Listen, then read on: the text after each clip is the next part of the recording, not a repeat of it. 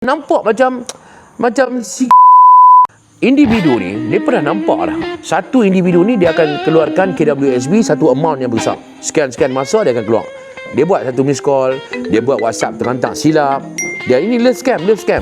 Selalunya kena kepada ibu tunggal, orang-orang yang tak berkahwin, anak-anak darah tua dan sebagainya. Duda tua pun nasib terkena juga. Sebab bila main bubuh dengan perempuan-perempuan cantik ni, dia rasa macam syok ada. Love scam. Apa yang modus operandi dah? Berkawan biasa, nampak macam biasa berkawan. Tapi dalam masa yang sama, hang caring aku caring hang, seronok lah berkawan. Cakap, tak berjumpa, ada telefon ya. Lepas tu, main masa birthday, hantar rantai mai. Nilai rantai mai bukan RM1, RM2, RM10,000, RM15,000. Bawa pergi kedai mai, pergi tengok, mai tulen. 999. Betul-betul mai tulen. Woi, betul mai ni. Kita pun yakin, confident dia memang dia ni lelaki ni nak kawan dengan kita lah. Betul-betul dia serius lah kan. Tapi tak cakap pasal duit apa, cakap pasal apa, pasal hubungannya. Pasal jaga, you semayang tak ni, you jaga tak ni, sponsor lah.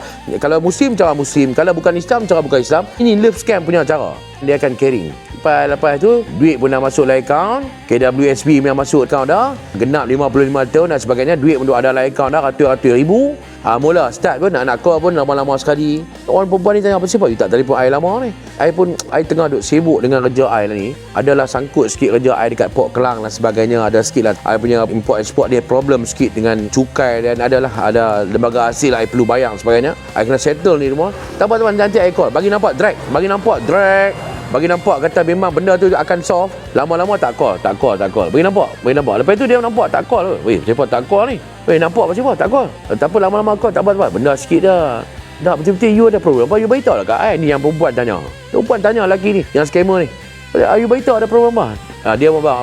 Tak payahlah. Yang ni I settle lah pelan-pelan, no problem, tak ada apa. Seolah-olah benda tak apa penting. Lepas tu tekan perempuan ni desak. Suruh abang lah. Apa yang problem dia abang. Bukan, jadi I pun malas nak bercakap. Benda ni simple je. I sangkut sikit dekat Port Kelang. I punya barang tak boleh keluar, kontainer I sangkut. Lepas tu I kena settle lembaga hasil, cukai dan semua, custom clear, custom form everything. Lebih kurang lagi RM300,000 lagi nak settle. I boleh claim lah I punya kontainer ni semua clear, dapat dah 1.8 million tu settle. Tu sangkut RM300,000 ni lah. Tu I duduk tengah, duduk survive lah. Sebab duduk tengok di kawan-kawan, duduk tunggu dia bayar payment I balik apa semua. Ni semua penipuan. Dalam tengah duk berita lagu tu, perempuan ni sendiri dengan dia. Tak apa you pakai duit I bayar. Tak payah. You jangan bagi. Duit you tak perlu. I kawan dengan you bukan kerana duit. Nampak tak? Itu love scam yang ada. Dapat real. Bagi rantai mai, bagi hadiah, bagi apa semua. Dalam masa yang sama nak bagi RM300,000 tak mau. Pasal apa? Pasal nampak tak? Dia ni dah. Kita kawan kerana cinta. Kita kawan kerana persahabatan. Bukan kerana duit. Kerana persahabatan kawan. Tak apa you pakai tu. 300,000 you pakai tu. I pun bukan nak pakai duit ni. I nak buat rumah, I nak berbesar rumah ni. Tak apa. You pakai tu. Tak apa kalau you nak bagi tak apalah. I ingat kalau habis lambat pun sebulan settle lah kes ni. I settle balik you. Ambil. Bubuh lah RM300,000. Bubuh RM300,000. Pagi bubuh pun lepas sejam dia transfer duit tu pun habis. Telefon hilang tu. Hilang dari radar tu.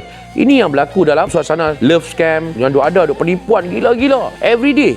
Saya sendiri hari-hari mengangkat telefon jawab. Cik ada tuntutan. Cik ada buat tuntutan. Ada dekat KPJ Shah Alam, KPJ Selangor. Ada buat tuntutan tak? Tuntutan palsu guna nama cik. Tuntutan RM60,000. Kes accident. Saya kata beli insurans pun aku tak pernah. Tak tahu macam mana nak claim. Tak ni tuntutan palsu. Cik kena clear kat. Nak minta kita bagi kerjasama. Dia pun nak deal dengan pihak polis. Polis tu abang berkali-kali lah. Polis tidak akan call menggunakan telefon. Polis akan match pergi balai lah. Tak jauh pada rumah kita. Balai dekat. Pasal apa tak boleh pergi? Pasal apa yang nak percaya apa telefon ni? Letak phone. Ambil phone letak phone. Tak payah. Lah ni anak aku pergi balai. Tapi hari ni selagi mana kita tak buat benda tu, lah kena ni bawa dah kan.